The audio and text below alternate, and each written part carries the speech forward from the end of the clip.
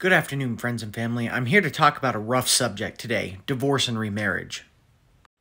I've been approached many times by people in unequally yoked, struggling marriages. But there's only so much you can do from the outside looking in. And oftentimes I only hear one side of the story, and I can't meet with the people and speak to them individually or together. I only get correspondence from emails or text messages, stuff like that. In this situation, you can never truly tell somebody if they do or don't have grounds for divorce. Nor can you really try to help counsel them. Oftentimes, I'm left with referring to them to our Messiah's words in Matthew 5 and Matthew 19, which I will address in just a minute, but I wanted to go over this with you. According to the Citizen.com, the estimated divorce rates in 2021 would be 45%. This means that nearly half of all marriages are failing. And it's not much better inside the Christian church. According to Got Questions, the divorce rate inside the church was nearly 33%.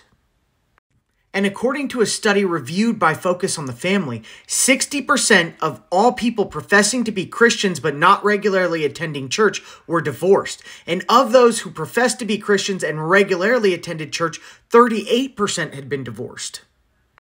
These numbers are better than the general public, but this is not something to boast about. According to the most recent studies, inside the church, 1 in 3 marriages is bound to fail. I think we can all agree it was not the Father's intent for us to get divorced. But we must ask ourselves, why are all these marriages inside the church failing? The short answer is because they're not founded on biblical principles. But that's a study for another time. When reviewing our Messiah's words in Matthew 5 and Matthew 19, he alludes that sexual immorality is the only grounds for biblical divorce. And for the majority of my Christian walk up until recently, I held to this belief and shared it with anybody who asked.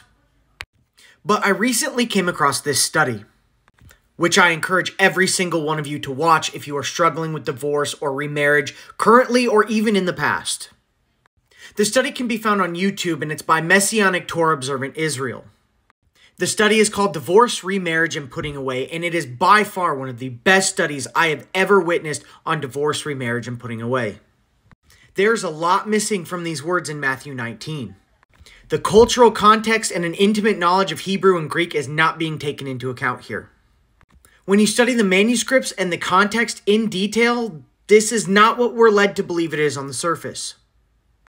When you study our Messiah's words against the Torah and take into account the cultural context, it opens up a whole new meaning to what he was saying. And I have been guilty of taking these words out of context. Again, I want to reiterate that I'm not condoning divorce, and I truly believe that you need to exhaust every single option you have before even considering divorce. You made a commitment with your spouse before our Father in heaven when you decided to get married, unequally yoked or not. So again, truly I believe you need to do everything in your power to save your marriage before you throw in the towel. But that does not mean that you don't have grounds to get divorced. Nor does it mean you need to feel ashamed for getting a divorce. I have been very blessed in my marriage and have not even had divorce ever on the table, which is why I didn't take the time to deeply study this subject. But like I said earlier, when you do, it opens up a whole new meaning to what our Messiah is saying. And it's most certainly not what it appears to be on the surface. Again, I encourage you to watch this study by Messianic Torah Observant Israel. It goes over every single facet of divorce, remarriage, and putting away in its proper context, and it brings a whole new meaning to the subject. It's actually quite edifying even if you're not considering divorce or remarriage, or even if you've ever been through it in your past. I highly recommend you take the time to study this topic in detail, in context. Truly, I pray that none of you have to experience something as horrible as divorce. But if you do, or if you already have, I want you to have all the proper information to biblically make a decision.